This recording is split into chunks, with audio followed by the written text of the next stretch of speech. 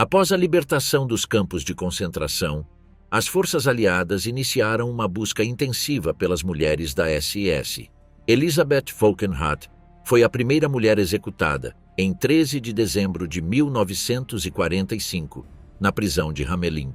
Às 9h34, ela foi conduzida à forca pelo carrasco britânico Albert Pierrepoint.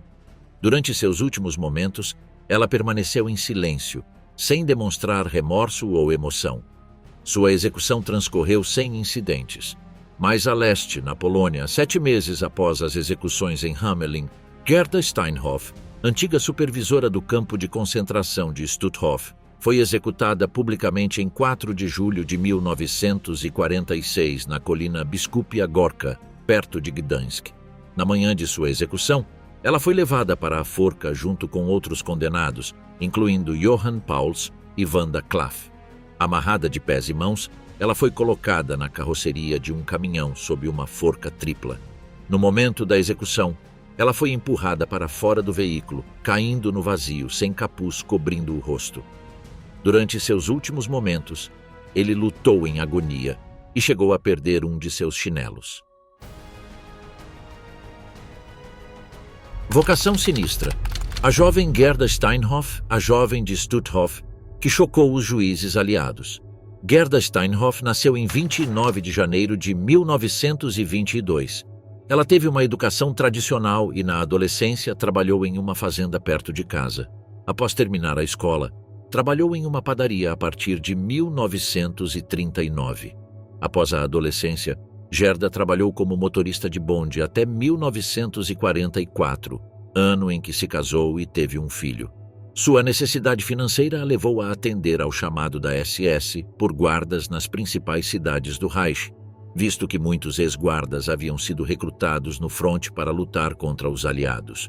Mesmo assim, Steinhoff foi aceita e treinada em Stutthof, juntando-se à equipe de lá. Em 1º de outubro de 1944, Gerda Steinhoff tornou-se líder de bloco, controlando um grupo de guardas e prisioneiros em Stutthof. Além de manter a ordem, sua principal função era organizar e executar as seleções de prisioneiros para a morte nas câmaras de gás. Os nazistas valorizavam seu trabalho terrível, promovendo-a a supervisora da SS. Ela era considerada uma guarda de patente superior e as outras mulheres serviam sob seu comando. Em 1º de dezembro de 1944, foi transferida para o subcampo de Bromberg-Ost, onde recebeu a medalha por seus serviços ao Reich, celebrando a fama de Steinhoff como uma supervisora brutal e selvagem que chicoteava e espancava prisioneiros. Quando os aliados entraram na Polônia e os campos começaram a ser evacuados, Gerda aproveitou a oportunidade para escapar e voltar para casa, com a intenção de buscar refúgio com sua família. No entanto, após capturar e interrogar outros guardas do campo, as autoridades polonesas localizaram Steinhoff em 25 de maio de 1945. Gerda foi interrogada e julgada no primeiro julgamento, juntamente com muitos outros guardas e membros da SS. Durante o julgamento, muitas testemunhas falaram sobre suas ações em vários subcampos. Elas relataram os espancamentos brutais e também que ela participou da seleção de prisioneiros enviados para a morte. Ela era considerada uma sádica que agredia e abusava de detentas a cada hora. Mas o que chocou os juízes foi que Steinhoff havia sido guarda por apenas 1 ano e que a jovem mãe de 24 anos tinha tantas acusações quanto outras mulheres que trabalharam lá por 3 anos. Ela foi considerada culpada de crimes contra a humanidade e condenada à morte. Gerda Steinhoff ficou presa por um curto período até ser levada para a colina Biskupia Gorka, em Gdansk, em 4 de julho de 1946, onde foi montada em uma forca e enforcada pelo pescoço, com o rosto descoberto, diante de um público de 200.000 pessoas. Jenny Wanda Barkmann, a brutal guarda supermodelo nazista, o belo espectro que assustava os judeus. Nascida em Hamburgo em 30 de maio de 1922, Jenny Wanda Barkmann foi criada por seu pai, um profissional da saúde. A família nem sempre teve muito dinheiro, pois sua mãe era dona de casa. Jenny era uma criança comum e sonhava em ser atriz. Após concluir os estudos, tentou a carreira de modelo e obteve sucesso, destacando-se por sua beleza e estilo. Apesar da eclosão da Segunda Guerra Mundial, ela continuou a participar de ensaios fotográficos para revistas alemãs e também para diversas agências de publicidade. Mas então, em algum momento no início de 1944, algo mudou na vida de Jenny Wanda Barkman. Ela sacrificou sua carreira de modelo e se candidatou à SS, que procurava mulheres para trabalhar dentro dos campos de concentração. Na época, Jenny tinha cerca de 21 anos, e muitos acreditam que, além do dinheiro, ela foi atraída pelo poder do cargo. Ela passou na entrevista com louvor e foi recomendada para treinamento como supervisora de campo. Ela foi então enviada para o campo de concentração de Stutthof, que abrigava 110 mil judeus presos dentro de cercas de arame farpado, dos quais 65 mil nunca conseguiram sair vivos. O campo era composto por guardas da SS, além de colaboradores ucranianos e guardas femininas, um total de 295 mulheres. Stutthof abrigava um grande número de prisioneiros de diferentes países, e as condições lá eram muito duras. Milhares de prisioneiros morreram de fome e doenças. Muitos morreram devido às epidemias de tifo que assolaram o campo. No entanto, Stutthof também era famosa por ter o fantasma bonito, Jenny, a supermodelo. Assim que chegou ao seu posto, Jenny mostrou seu lado mais perverso e brutal. Além de ser modelo, a jovem tinha talento para a crueldade e o sadismo. Era conhecida por espancar detentos quase até a morte e depois enviá-los para as câmaras de gás. Torturava prisioneiros de diversas maneiras, algumas das quais chegavam a perturbar os outros guardas, que temiam aquela garota, bela e frágil na aparência, mas monstruosa por dentro. À medida que a Segunda Guerra Mundial se aproximava do fim, Jenny tentou escapar da justiça e se tornou uma das criminosas de guerra mais caçadas. Conseguiu escapar da captura por um tempo, graças ao seu charme, o que lhe permitiu receber ajuda por alguns meses. No entanto, em maio de 1945, foi presa enquanto embarcava em um trem em Gdansk. Durante o interrogatório, ela disse que sempre tratou bem os prisioneiros de Stutthof e que nunca os matou ou maltratou. Disse também que ajudou alguns que estavam sofrendo e até salvou a vida de alguns convalescentes. Mas as descrições de suas ações e suas alegações não foram apoiadas pelas acusações e depoimentos contra ela. Ela então tentou escapar, aproveitando-se de seu charme. Todos os dias, Jenny falava com um guarda da prisão que começou a se apaixonar por ela, e ela quase conseguiu convencer o homem a deixá-la sair de sua cela por algumas horas, mas ele desistiu no último minuto. Jenny Barkman deve ter ouvido dezenas de depoimentos de prisioneiros e visto documentos que retratavam suas más ações. Seu advogado tentou argumentar que a mulher era louca e não inapta para a justiça. Os exames forenses não sustentaram essa alegação. Jenny passou a maior parte do julgamento flertando com os guardas e se preocupando mais com o cabelo do que com os erros que cometera no campo. Quando foi condenada à morte, ouviu a sentença com calma e sem chorar. No entanto, as últimas palavras de seu julgamento foram que a vida é realmente um grande prazer e que o prazer, em geral, não dura muito. Em 4 de julho de 1946, bem cedo pela manhã, Jenny Wanda Barkman foi conduzida ao cadafalso na colina Biskopia Gorka, ao lado de Gerda Steinhoff e Ewa Paradis. Jenny tinha apenas 24 anos quando ficou pendurada por vários minutos sob a vista de milhares de pessoas, impressionadas pela beleza terrível do belo espectro de Stutthof. Elisabeth Becker, a guarda brutal que implorou perdão ao presidente polonês. Becker nasceu em uma família alemã que vivia em Neutek, uma cidade livre em Danzig, Polônia. Em 1936, aos 13 anos, ingressou na Liga das Moças Alemãs e, em 1938, começou a trabalhar como cozinheira em Danzig. Em 1939, os alemães chegaram para a cidade e Becker teria se estabelecido com sucesso. Em 1940, começou a trabalhar como administradora e, no ano seguinte, como auxiliar agrícola. Em 1944, Becker foi convocada para a SS para servir nos campos e enviada para Stutthof com a patente de SS Aufseherin, que significa supervisora. Mais tarde, trabalhou no campo feminino de Stutthof, no SK3. Lá, selecionou pessoalmente mulheres e crianças para as câmaras de gás. Seu período de trabalho foi curto, mas ela o seguiu à risca, enviando milhares de judeus para a morte. Quando os aliados entraram na Polônia, Becker fugiu de Stutthof e retornou para sua casa em Neuteich. Em 13 de abril de 1945, foi detida pela polícia polonesa e encarcerada enquanto aguardava julgamento. O julgamento de Stutthof começou em Danzig em 31 de maio de 1946 e, diferentemente de seus colegas guardas, Becker enviou várias cartas ao presidente polonês Bolesław Bierut solicitando perdão, alegando que suas ações não haviam sido tão severas quanto as de Gerda Steinhoff ou Jenny Wanda Barkman. Mas suas preces não foram atendidas e o governo não concedeu o perdão.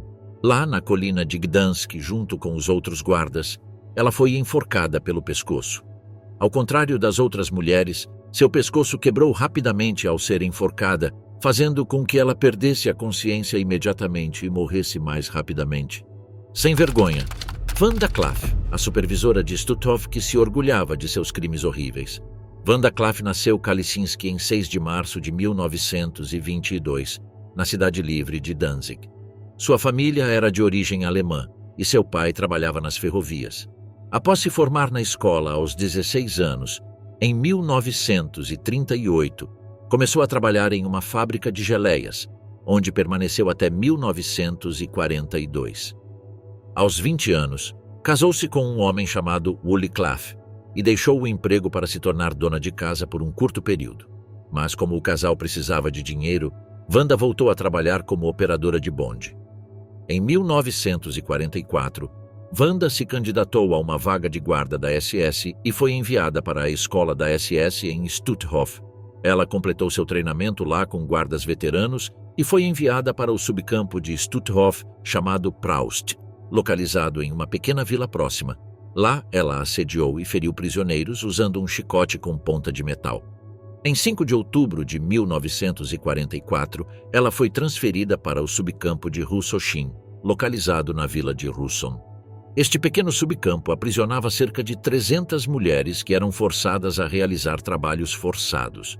Se as mulheres não conseguissem completar seu trabalho, os guardas as espancavam brutalmente. Mas à medida que as forças soviéticas se aproximavam de Stutthof e os campos eram evacuados, muitos nazistas aproveitaram a oportunidade para fugir.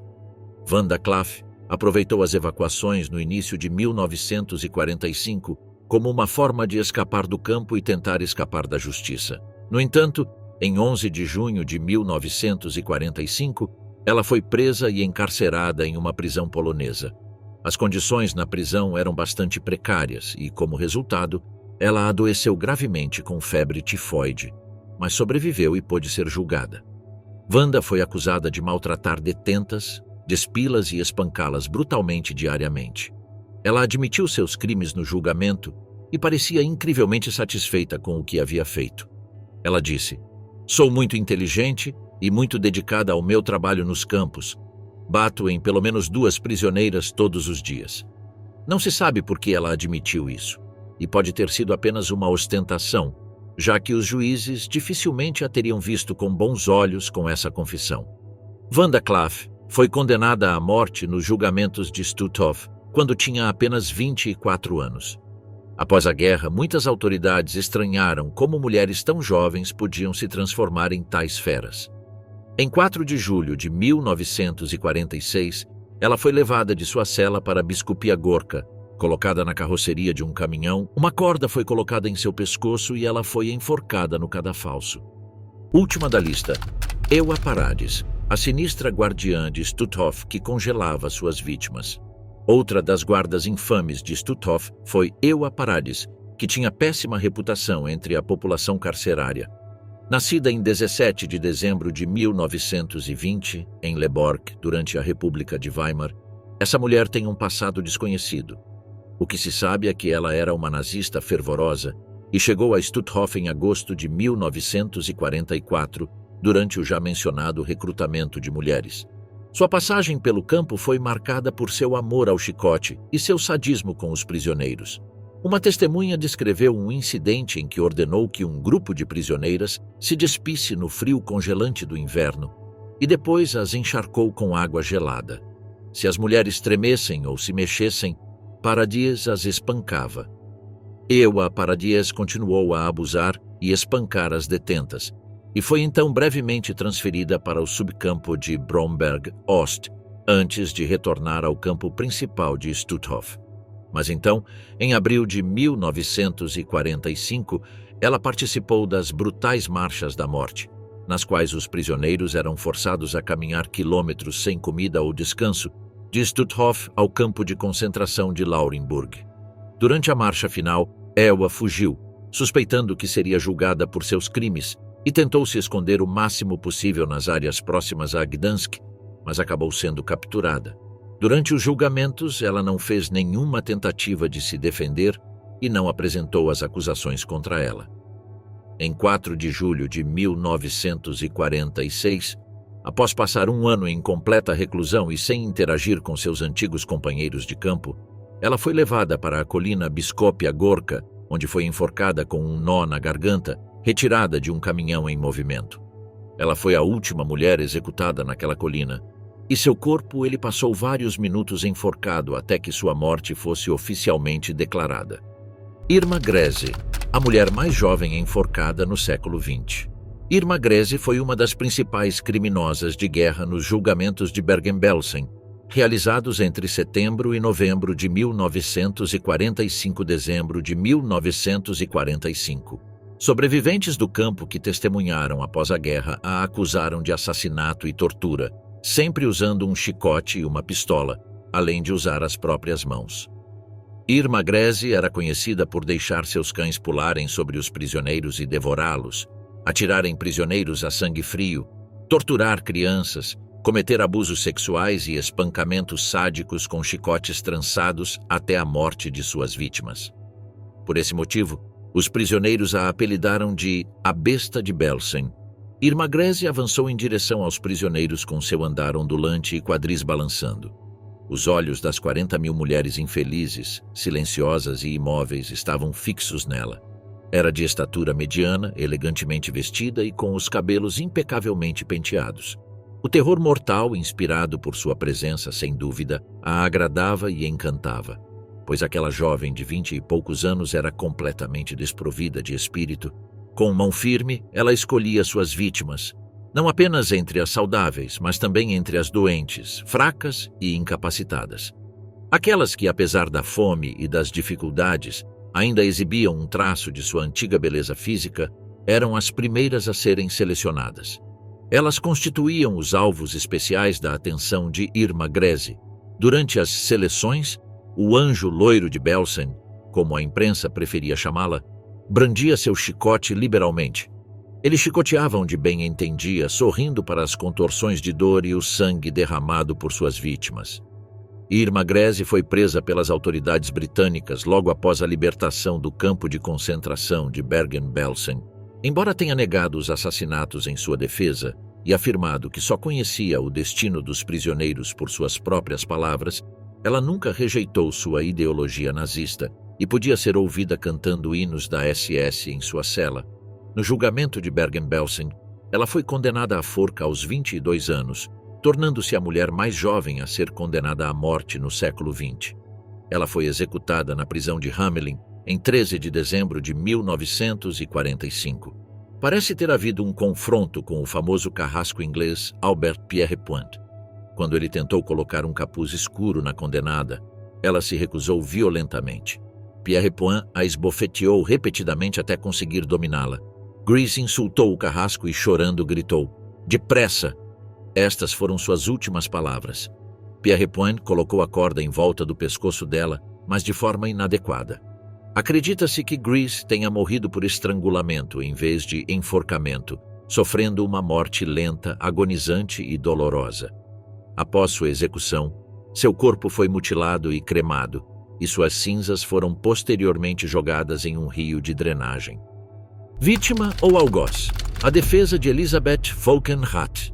Em 15 de abril de 1945, no sudoeste de Bergen, na Alemanha nazista, a 11ª Divisão, um veículo blindado britânico libertou Bergen-Belsen. Em meio às cenas horríveis de 13.000 cadáveres insepultos e quase 60.000 prisioneiros, surgiu uma das infames perpetradoras do regime nazista, Elisabeth Wolkenrath. A jornada rumo à escuridão dessa mulher, que se juntou aos nazistas ainda criança, e os horrores que ela cometeu chocaram o mundo inteiro. Elisabeth Wolkenrath nasceu em 5 de setembro de 1919, em Hamelin, uma das 6 crianças de uma típica família de classe média. Sua vida tomou um rumo sombrio em 1933, quando Adolf Hitler e seu partido nazista chegaram ao poder, e Elisabeth, com apenas 13 anos, ingressou na Liga das Moças Alemãs, a contraparte feminina da juventude hitlerista. Essas organizações eram usadas para doutrinar mentes jovens com a ideologia nazista, moldando suas crenças, pensamentos e ações. Os primeiros anos de Elisabeth foram marcados por sua participação nesse tipo de doutrinação. Após o ensino fundamental, trabalhou como babá, auxiliar de cozinha e em um salão de beleza antes de ser recrutada pela SS em 1941 e enviada para Ravensbrück. Este campo abrigava mais de 132 mil mulheres, e Wolkenrath treinou como guarda sob a supervisão de sua infame supervisora, Dorothea Binz. Lá, Wolkenrath participou dos experimentos macabros conduzidos por médicos da SS em prisioneiras, que envolviam fraturar membros das vítimas, infectar feridas com bactérias e testar vários métodos de colocação e transplante de ossos, tudo sem anestesia. Em 1942, Wolkenrath foi transferida para Auschwitz, um local de notório sadismo e brutalidade. Lá, como a maioria das guardas, ela participou das cruéis seleções para as câmaras de gás. Era conhecida por seus espancamentos implacáveis, e ele gostava da chamada mais árdua possível, obrigando os prisioneiros a ficarem parados por horas com os braços levantados e punindo-os caso se movessem. Seu trabalho favorito, no entanto, era separar famílias. Como muitos prisioneiros chegavam aos campos com seus entes queridos, Wolkenrath era responsável por separar maridos de esposas e pais de filhos, com frases perversas que infligiam medo e danos psicológicos tremendos. Em abril de 1945, após a libertação do campo, ela foi finalmente capturada pelas forças britânicas e forçada a comparecer ao tribunal. Durante seu depoimento, ela declarou: "Viver nos campos era realmente horrível, mas também era terrível para os guardas. Éramos punidos como os prisioneiros."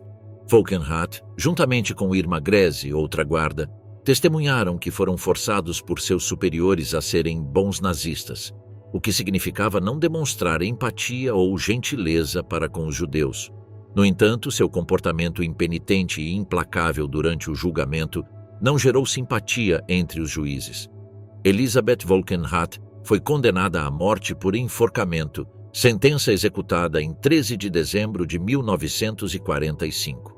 Aos 26 anos, a jovem nazista tornou-se a primeira guarda nazista enforcada pelo pescoço, entre muitas outras que viriam.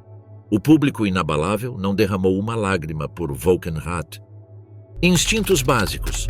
Os crimes brutais de Johanna Bormann, a cadela de Belsen. Mas nem todas as guardas eram mulheres jovens. Johanna Bormann nasceu em 10 de setembro de 1893, em Birkenfeld, Prússia Oriental. Acredita-se que durante seus primeiros anos ela tenha sido profundamente religiosa e tenha realizado trabalho missionário. Por mais nobres que fossem suas origens, a mudança de carreira que empreendeu certamente não foi piedosa. A jornada de Johanna rumo ao mal começou aos 45 anos, em março de 1938, quando ingressou na SS como funcionária civil, com o simples objetivo de ganhar mais dinheiro. Depois disso, ela foi enviada para trabalhar nas cozinhas de Lemberg, o primeiro campo de concentração para mulheres. Este campo acabaria mudando de propósito e os prisioneiros da equipe, incluindo Bormann, foram transferidos para o campo de concentração de Ravensbrück, perto de Berlim. Lá, ela foi promovida à guarda, mas sua carreira estava apenas começando. Sua dureza e natureza violenta a destacaram entre os outros guardas, e ela seria recompensada com o cargo de supervisora antes de ser transferida para o campo de concentração de Auschwitz, na Polônia, em maio de 1943 e alguns meses depois para o campo de extermínio de Birkenau. Inicialmente, ela trabalhou no comando externo, que operava ao redor do campo, mas depois assumiu funções em Birkenau. Johanna Bormann recebeu vários apelidos que consolidariam seu legado como um dos verdadeiros monstros do Holocausto. Os prisioneiros a chamavam de a Doninha de Auschwitz por sua expressão e crueldade, ou até mesmo de a Cadela de Belsen. A brutalidade de Bormann seria alvo de inúmeras acusações, e ela era conhecida por ser uma das funcionárias mais odiadas de todo o campo. Embora fosse uma mulher pequena e esbelta, era uma mulher cheia de agressividade e crueldade. Ela batia e abusava rotineiramente dos prisioneiros, aproveitando cada segundo disso. Johanna apontava os prisioneiros durante o processo de seleção para ninguém menos que Josef Mengele, o Anjo da Morte. A seleção era a parte mais temida do dia, durante a qual os prisioneiros eram forçados a ficar nus por horas antes de Johanna decidir se eles continuariam trabalhando no campo, seriam enviados para o cruel Mengele ou diretamente para a câmara de gás. Mas seu apelido principal, a Cadela de Belsen, vinha de seu fascínio por lançar pastores alemães contra os prisioneiros, apreciando vê-los despedaçando as vítimas. Durante a libertação, Bormann foi presa e forçada a lidar com grande parte da crueldade do campo em seu julgamento. Durante o julgamento, ela permaneceu bastante desafiadora e fez várias alegações, como a de que apenas buscava manter a ordem em Auschwitz, razão pela qual espancava prisioneiros, embora negasse categoricamente seu envolvimento no processo de seleção para as câmaras de gás. Ela também admitiu ter mantido pastores alemães em sua casa e os trazido para o campo, mas rejeitou as acusações de ataques, alegando que isso seria contra as regras do campo e que ela teria sido punida. Também foi revelado que ela teria tentado deixar a SS em 1943, porém seu pedido foi rejeitado. Apesar de sua defesa, Johanna foi considerada culpada das acusações contra ela e condenada à morte por enforcamento. Ela teria deixado o tribunal como se estivesse em um transe onírico e decidido não recorrer da sentença. Bormann foi transferido para a prisão de Hamelin para aguardar a execução. A execução de Bormann foi rápida, seguindo a de Grese e Wolkenrath. Fuga de Ravensbrück. A história de Hertha Ehlert, a guarda da SS que escapou do enforcamento. Hertha Ehlert nasceu em 26 de março de 1905 em Berlim e, antes da guerra, trabalhava como vendedora. Sua carreira criminosa nos campos de concentração começou em novembro de 1939, quando se tornou guarda em Ravensbrück, cargo que ocupou por 3 anos até ser transferida para o campo de extermínio de Majdanek, em Lublin. Segundo seu depoimento, ela não era cruel o suficiente com os internos, e essa transferência era uma espécie de punição. No entanto, as prisioneiras dos campos de concentração de Auschwitz e Bergen-Belsen, onde Ehlert trabalhou antes do fim da guerra, tinham lembranças muito diferentes do tratamento que ele dispensava às prisioneiras do campo. Certa vez, Ehlert notou uma prisioneira usando um anel e um pingente, então a acusou de roubo. Ele a revistou à força, ordenou que se despisse e a espancou com um pedaço de pau até o chão ficar coberto de sangue. Em seguida, trancou a mulher em um porão sem comida ou água por 3 dias. Apesar de tudo, a prisioneira conseguiu sobreviver à detenção no porão e aos interrogatórios brutais que duraram 3 semanas, graças à sua irmã, que lhe introduziu comida e água clandestinamente. Tragicamente, após sobreviver a essa tortura horrível, a mulher foi enviada para limpar as latrinas. Fraca e exausta devido aos terríveis abusos sofridos, ela contraiu tifo e morreu. Nos julgamentos de Belsen, Ehlert recusou-se a confessar qualquer uma das acusações contra ela. Quando questionada sobre sua crueldade, ela apenas admitiu ter esbofeteado alguns prisioneiros com as próprias mãos, negando o depoimento de testemunhas sobre sua brutalidade. No entanto, sua negação da verdade não a ajudou a escapar da punição por seus crimes. Hertha Ehlert foi considerada culpada e sentenciada a 15 anos de prisão. Ela escapou da pena de morte e, por fim, passou apenas alguns anos na prisão antes de ser libertada no início da década de 1950. Mudou seu nome para Hertha Neumann e viveu como uma mulher livre até sua morte em abril de 1997, aos 92 anos. 3 vezes condenada. Alice Orlovsky, a mulher que conseguiu morrer em liberdade apesar de ter sido presa várias vezes. Nascida Alice Mina Elisabeth Elling em Berlim, em 1903, Alice Orlovsky iniciou seu treinamento como guarda no campo de concentração de Ravensbrück, na Alemanha, em 1941. Em outubro de 1942, foi selecionada como membro da Schutzstaffel, com a patente de supervisora, para ser alocada no campo de Majdanek, perto de Lublin. Lá passou a ser considerada a supervisora mais brutal. Não apenas insultava e espancava as prisioneiras, como também era responsável pela seleção para as câmaras de gás. Todos os dias, Orlovsky estava ocupada carregando caminhões de mulheres destinadas a uma morte sinistra. Seus métodos eram macabros. Por exemplo, quando uma criança sobrava nas filas de seleção, eles a jogavam em cima dos adultos como bagagem e trancavam a porta do caminhão, no que ela chamava de operação para economizar espaço. Orlovsky frequentemente esperava a chegada de novos transportes de mulheres, e assim que elas colocavam os pés no campo, chicoteava as prisioneiras especialmente nos olhos. Como Aufseherin da SS, Orlovsky supervisionou mais de 100 mulheres que separavam itens confiscados de prisioneiros gaseados: relógios, peles, casacos, ouro, joias, dinheiro, brinquedos, óculos e assim por diante. Após a evacuação do campo, os alemães enviaram Orlovsky para o infame campo de concentração de Cracóvia-Płaszów, perto de Cracóvia, na Polônia ocupada. Lá, Orlovsky era responsável por uma turma de trabalhadores da construção civil e era conhecida por sua crueldade com os prisioneiros. Sua sede de sangue lhe rendeu o apelido de a lobisomem da SS. Em janeiro de 1945, Orlovsky estava entre as mulheres da SS designadas para supervisionar a Marcha da Morte para Auschwitz-Birkenau, e foi nessa época que seu comportamento, antes considerado brutal e sádico, tornou-se mais humano. Em meados de janeiro de 1945, durante a Marcha da Morte de Auschwitz para Loslau, Orlovsky confortou as detentas e até dormiu ao lado delas no chão, do lado de fora. Ela também levou água para as que estavam com sede.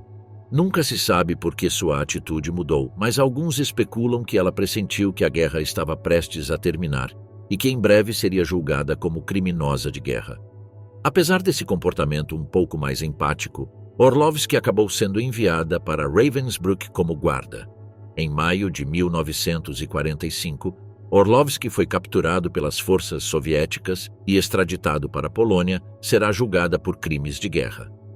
A mulher-lobo da SS foi acusada nos julgamentos de Auschwitz em 1947, considerada culpada e sentenciada a 15 anos de prisão, mas foi libertada em 1957, após cumprir 10 anos. Após sua libertação, Orlovsky mudou-se para a Alemanha Ocidental. Em 1973, Orlovsky foi presa novamente sob a acusação de incitação ao ódio, tendo declarado publicamente que o Holocausto estava apenas pela metade, referindo-se ao extermínio dos judeus, e supostamente também dito que levaria o dobro do tempo para servir uma cerveja do que para matar todos os judeus. Um tribunal da Alemanha Ocidental a considerou culpada de fazer comentários antissemitas e a condenou a 10 meses de prisão, dos quais ela cumpriu 8. Em 1975, as autoridades da Alemanha Ocidental prenderam Orlovsky pela terceira vez por crimes cometidos em Majdanek. Ela foi indiciada no terceiro julgamento de Majdanek, mas morreu de causas naturais durante o processo em 21 de maio de 1976, aos 72 anos. Levada pelo vento, Margareta Galinat, a guarda cujo destino nunca foi conhecido. Margareta Galinat nasceu em 1894 em uma família pequeno-burguesa na então Ragnit, Prússia Oriental. Ela frequentou a escola até os 15 anos, quando encontrou trabalho como empregada doméstica. Em 1916, trabalhou como telefonista na Rússia. Após a Primeira Guerra Mundial, voltou para casa, onde voltou a trabalhar como empregada doméstica. Em 1920, engravidou fora do casamento e deu à luz um filho. 4 anos depois, Galinat encontrou trabalho como vendedora em uma confeitaria, mas quando perdeu o emprego em 1931, foi forçada a voltar para a casa dos pais. Morou com eles até 1934, quando começou a trabalhar como vendedora em um quiosque em uma estação de trem em Rhein, perto da fronteira entre a Alemanha e os Países Baixos. Galinat trabalhou lá até o início da década de 1940. Em abril de 1940, Margareta leu um anúncio de jornal procurando guardas para o campo de concentração feminino de Ravensbrück. Segundo o panfleto, o campo abrigava mulheres que haviam cometido crimes contra a sociedade e recebia uma generosa remuneração, que Galinat aceitou imediatamente. Em junho de 1940, Galinat iniciou seu treinamento interno em Ravensbrück e logo depois começou a trabalhar como guarda. Permaneceu no campo até agosto de 1943 e foi promovida ao cargo de supervisora assistente, ou seja, chefe da guarda feminina. No final de agosto de 1943, Galinat foi nomeada supervisora da seção feminina do campo de Vught, estabelecido em maio daquele ano. Prisioneiras judias e não judias eram encarceradas ali. Até setembro de 1944, havia aproximadamente 1.500 mulheres. Quando Galinat chegou a Vught, guardas holandeses já trabalhavam lá. Elas sempre puderam determinar sua própria rotina e tarefas diárias, mas agora tinham que aderir à rotina e às regras de Galinat, o que não as agradava. Galinat, por sua vez, lutava contra a falta de disciplina entre as guardas de Vught. Em Ravensbrück, ela estava acostumada a algo completamente diferente. Então, tensões internas começaram a surgir. Galinat também tinha má reputação e pouca autoridade entre as prisioneiras, que chegavam a insultá-la na cara. Certa vez, quando um grupo de prisioneiras foi designado para limpar 2 barracões e não o fez, Galinat varreu o chão sozinha. Em 15 de janeiro de 1944, ocorreu um episódio conhecido como o Drama do Bunker. Naquele dia, o comandante do campo ordenou que 74 mulheres fossem trancadas em uma pequena cela do bunker por uma noite, e 10 mulheres perderam a vida. Pouco depois, em maio de 1944, Galinat apresentou um pedido de demissão. Seu pedido foi atendido e o motivo listado em seu arquivo foi colapso nervoso de alto grau. Em dezembro de 1947, Margareta Galinat foi presa e levada perante o Tribunal Especial em Den Bosch. Ela foi condenada a 20 anos de prisão, principalmente por seu suposto envolvimento no drama do bunker. Suzy Arts, uma das guardas presentes durante o confinamento no bunker, testemunhou que tinha visto Galinat lá, mas outra guarda alegou que ela não tinha visto. As declarações das prisioneiras também se contradiziam nesse ponto. Em fevereiro de 1949, Galinat foi condenada a 6 anos de prisão, pois o tribunal não encontrou provas concretas de que ela estivesse presente quando as mulheres foram presas. Ao fazê-lo, o tribunal simpatizou com o argumento de seu advogado, que sustentava que Galinat era uma típica integrante da matilha alemã, uma guarda que não conseguia fazer seu trabalho direito, era histérica e irritável. Ela era uma pessoa desagradável em uma posição desagradável. Mas, acrescentou seu advogado, ela não era sádica, mas simplesmente desumana, algo que não se poderia esperar de uma jovem civil alemã criada no ethos nazista. Em 1950, a rainha Juliana dos Países Baixos perdoou Galinat e ela foi deportada para a Alemanha. Depois disso, ela desapareceu na obscuridade. Ela é a única guarda nesta lista cuja morte permanece desconhecida até hoje. A besta de Auschwitz, Maria Mandel, a alta diretora que amava o inferno de Auschwitz-Birkenau. Maria Mandel nasceu na Áustria em janeiro de 1912 e, antes da guerra, participou ativamente do movimento nazista na Áustria, que era proibido na época. No entanto, após a anexação da Áustria, juntou-se à SS como membro feminina do grupo e rapidamente encontrou emprego no regime como guarda de campo de concentração. Sua carreira começou em Lichtenberg, um dos primeiros campos de concentração nazistas na Saxônia, onde trabalhou ao lado de outras 50 mulheres da SS. Em 1939, Maria Mandel foi enviada para Ravensbrück, recém-inaugurado perto de Berlim, e começou a trabalhar lá como supervisora. Ravensbrück era um campo específico para mulheres, e à medida que os nazistas avançavam pela Europa, o número de pessoas dentro do campo aumentava. Desde o início, Maria Mandel conquistou uma péssima reputação por sua imensa crueldade. Heinrich Himmler visitou o campo e a testemunhou chicoteando prisioneiros. Certa vez, ela chicoteou um prisioneiro 75 vezes, resultando em sua morte.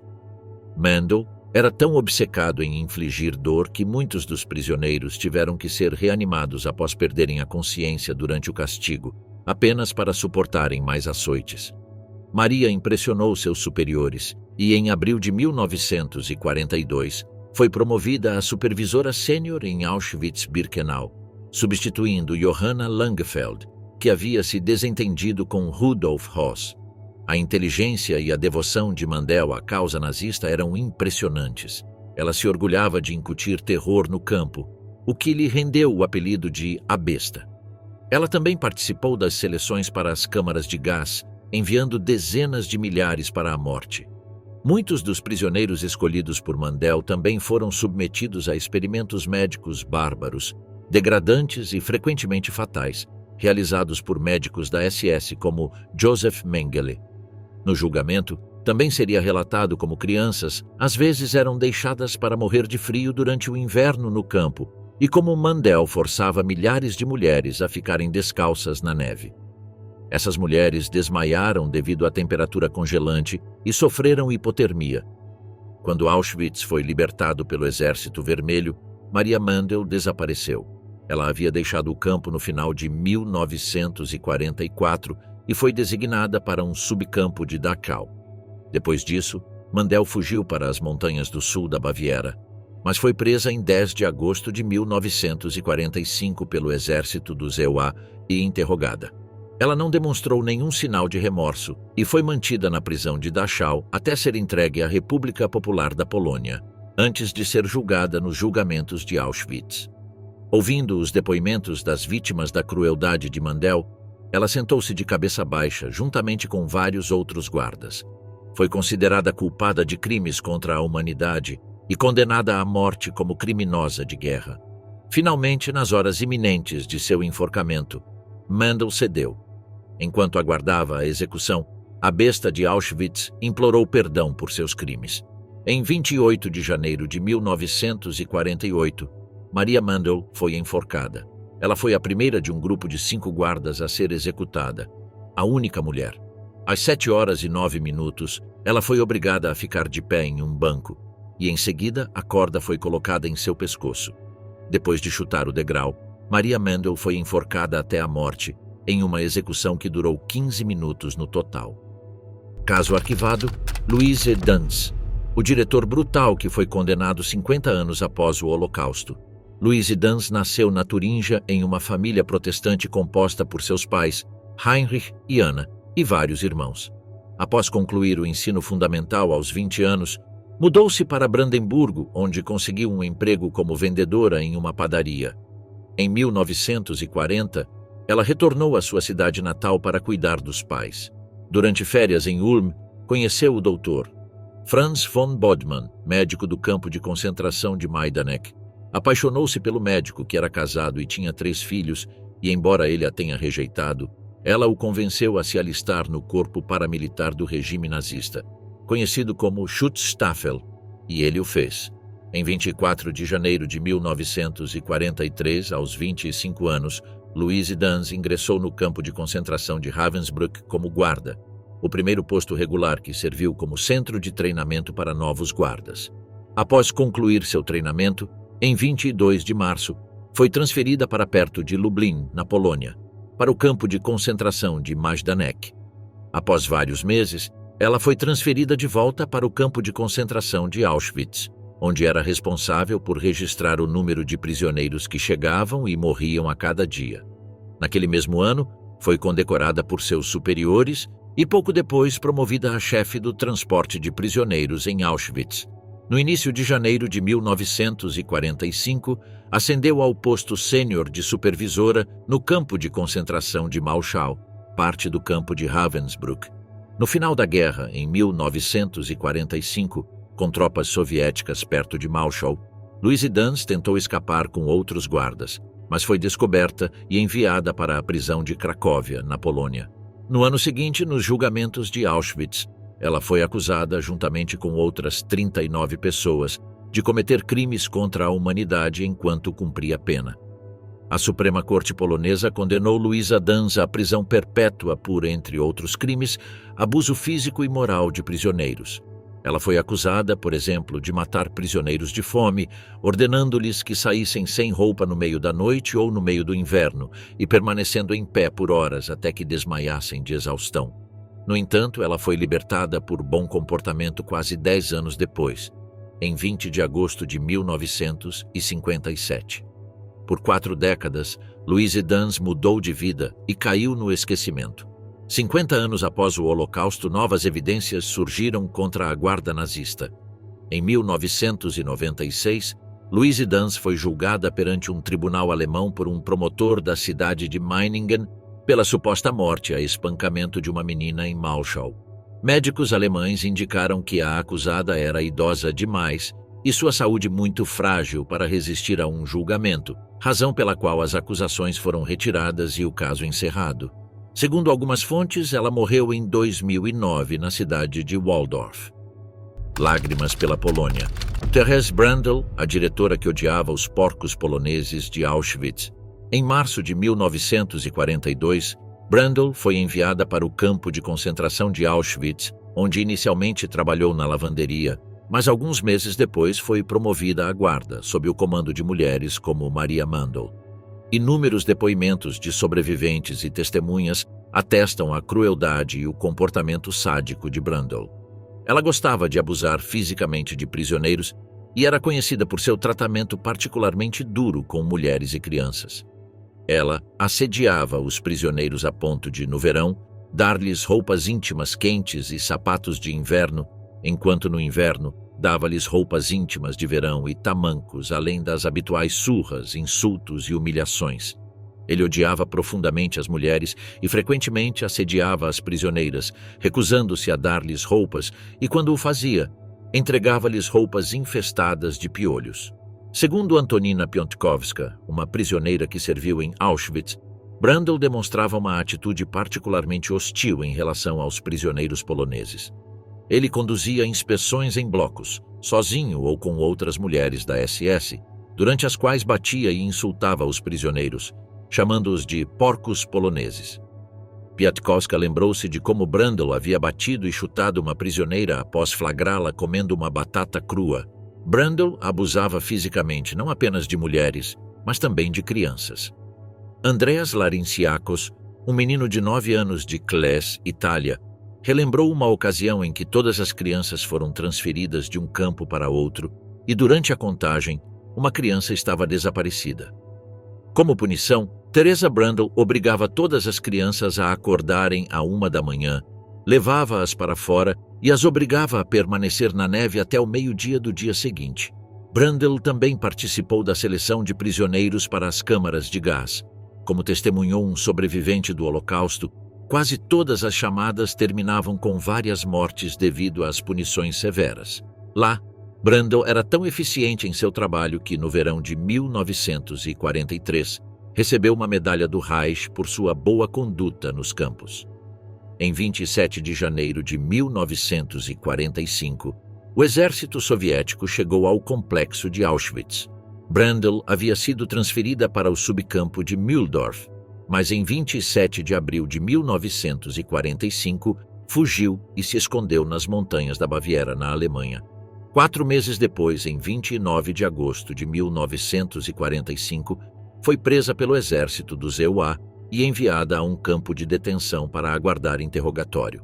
Ela acabou sendo entregue às autoridades polonesas e, junto com outros 40 funcionários de Auschwitz, passaria semanas na prisão de Montelupich, em Cracóvia, aguardando o veredito do Supremo Tribunal Nacional da Polônia.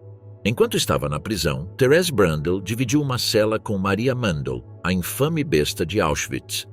Na cela ao lado de Therese Brandl e Maria Mandl estava presa Stanisława Rakwałowa, uma sobrevivente polonesa de Auschwitz, que foi mantida sob a administração de Mandl. Rakwałowa recordou uma ocasião em que, vários dias antes do veredicto no Supremo Tribunal Nacional, ela foi obrigada a tomar banho com Therese Brandl e Maria Mandl. Segundo a mulher, ambas as nazistas se aproximaram dela no chuveiro, nuas, e imploraram por perdão de joelhos. As três choraram juntas naquela tarde, e a polonesa pegou as mãos suplicantes dos alemães e disse: "Eu as perdoo em nome dos prisioneiros." Naquele momento, ambas começaram a beijar suas mãos. Em 22 de dezembro de 1947, o Supremo Tribunal Nacional Polonês em Cracóvia condenou Therese Brandl à morte por enforcamento. Brandl foi enforcada em 24 de janeiro de 1948, poucos dias antes de seu 46º aniversário. Nenhuma lágrima foi derramada por Therese Brandl. O anjo de Ravensbrück, Johanna Langefeld, a guardiã que escapou da justiça com a ajuda de prisioneiros. Nascida em Essen, Alemanha, Johanna Langefeld cresceu em uma família luterana nacionalista. Em 1924, mudou-se para Mülheim e casou-se com Wilhelm Langefeld, que faleceu em 1926 devido a uma obstrução pulmonar. Em 1928, Langefeld engravidou de outro homem e em seguida mudou-se para Düsseldorf, onde seu filho nasceu em agosto do mesmo ano.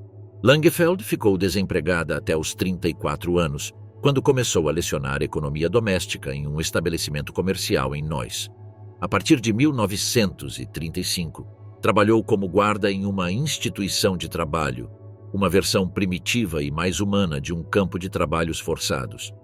Em 1937, Langefeld ingressou no Partido Nazista e, em março de 1938, alistou-se para trabalhar como guarda da SS no campo de Lichtenburg. Seu trabalho foi exemplar e, em 1939, foi promovida a superintendente do campo, servindo até maio de 1939, quando foi transferida para Ravensbrück. Lá, Langefeld era responsável pelas seleções em Ravensbrück durante a primeira campanha de assassinatos em massa do Reich. O problema é que Langefeld não era, no fundo, um monstro como seus companheiros de prisão. Johanna geralmente evitava punições e, mais de uma vez, foi acusada de destruir relatórios enviados por guardas e oficiais para salvar a vida de um prisioneiro.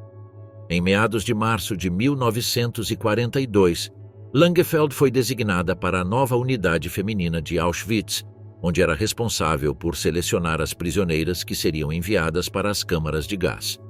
Rudolf Höss, o comandante do campo de concentração de Auschwitz, acreditava que a mulher não tinha o caráter necessário para controlar a situação e que ela se recusava a aceitar quaisquer instruções dadas pelo líder do campo. Apesar disso, e contra todas as probabilidades, Rudolf Höss decidiu colocar o campo feminino sob o comando incontestável de Langefeld. Durante uma visita do líder da SS, Heinrich Himmler, em 1942, Langefeld tentou convencê-lo a anular a ordem de Höss. Ela queria voltar a ser supervisora, mas Himmler rejeitou o pedido de Johanna e a manteve no comando do campo feminino, pois queria que a comandante do campo fosse uma mulher. O Reichsführer instruiu-a a permanecer em seu posto e que, no futuro, nenhum homem da SS entrasse no campo feminino. Um mês após a entrevista com Himmler, Langefeld sofreu uma ruptura do menisco e precisou de cirurgia em um hospital perto de Ravensbrück. Durante sua estadia lá, ela convenceu seus superiores a transferi-la para Ravensbrück, onde se sentia mais confortável. Johanna renunciou ao seu cargo em Auschwitz e foi substituída pela brutal Maria Mendel, que, ao contrário de Langefeld, administrava o complexo de forma sangrenta. De volta a Ravensbrück, Langefeld demonstrou um tratamento ainda mais compassivo para com os prisioneiros. Margarete Buber-Neumann, uma prisioneira comunista que se tornou assistente de Langefeld, lembrou que Langefeld foi demitida por sua excessiva simpatia pelos prisioneiros poloneses. Johanna foi separada do filho e presa pela Gestapo em Breslau, onde um tribunal da SS preparou um julgamento para ela. Mas ela nunca foi julgada, pois o regime nazista caiu antes que ela pudesse comparecer ao tribunal. Em 20 de dezembro de 1945, Langefeld foi presa pelo exército dos Estados Unidos e extraditada para a Polônia em setembro de 1946, onde a justiça polonesa preparou um julgamento em Cracóvia contra os funcionários de Auschwitz. Em 23 de dezembro de 1946, Johanna Langfeld foi enviada para limpar apartamentos que logo seriam ocupados por novos funcionários da prisão e nunca mais retornou. De acordo com depoimentos posteriores, Langfeld escapou da prisão com a ajuda de prisioneiros poloneses que sobreviveram a Ravensbrück e respeitavam a guarda. A verdade é que, por um tempo, ela se escondeu em um mosteiro local e trabalhou como zeladora em uma casa particular. Em meados de 1957, ela retornou ilegalmente para morar com sua irmã em Munique. Langfeld morreu em liberdade aos 73 anos, uma das poucas nazistas lembradas com carinho por seus prisioneiros. Brigitte, a Sangrenta. A história macabra de Hildegard Lechert, a monstruosa víbora de Auschwitz. No inverno de 1947, um tribunal polonês julgou ex-funcionários do campo de concentração de Auschwitz. Dos 41 réus, 36 eram homens e 5 eram mulheres. Depoimentos aterrorizantes revelaram que as guardas eram frequentemente ainda mais sádicas do que seus colegas homens. Uma dessas guardas foi Hildegard Lechert, nascida em 20 de janeiro de 1920, em Berlim, e enfermeira de profissão. Ela tinha 22 anos e era mãe de 2 filhos quando iniciou sua infame carreira como guarda da SS no campo de concentração de Majdanek, em outubro de 1942. Em Majdanek, Lechert era conhecida como Brigitte Sangrenta, porque batia nos prisioneiros implacavelmente até sangrar. Ela era uma sádica que punia os prisioneiros sem motivo e tinha o hábito de beber muito, e quanto mais bebia, mais sádico se tornava seu comportamento. Hildegard Lechert foi acusada de atrocidades incríveis. Em certa ocasião, Lechert encontrou uma prisioneira fumando um cigarro e, simplesmente porque não gostava da visão, espancou-a tanto que a pobre mulher ficou coberta de hematomas e com a cabeça toda inchada. A única razão pela qual Lechert não a matou foi porque um de seus colegas da SS interveio e a forçou a parar. Em outra ocasião, Lechert foi vista inserindo um pedaço de pau na vagina de uma mulher que ela havia acusado arbitrariamente de ser uma ladra porque estava procurando por objetos de valor escondidos.